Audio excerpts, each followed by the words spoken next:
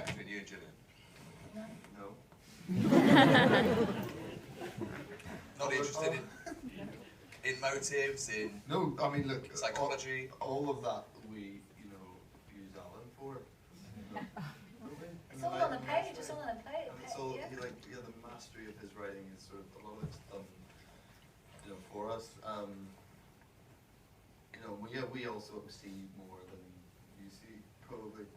But also, how he operates, how Spectre operates has nothing.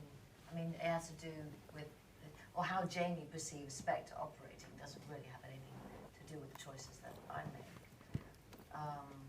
For Stella, especially because of the fact that we are, we're not a married couple that have to talk about our joint history and the conversations that we might have had together. We've never had conversations, so we're coming to our relationship fresh, and therefore I would imagine that the less talking we do, the better. I mean, certainly in season one, we made a kind of conscious effort to keep them apart, in actual fact.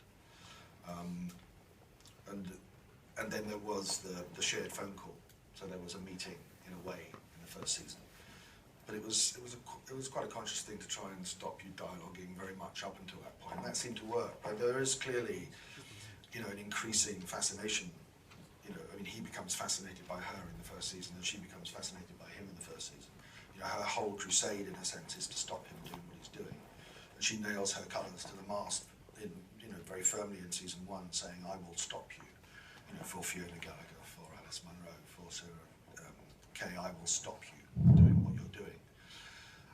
And equally, he, by virtue of calling her and so on, clearly becomes somewhat obsessed by her. So there's a growing obsession between them, which I think the second season, I don't think I'm giving anything away by saying the second season develops that increased increased conflict between them, but obsession.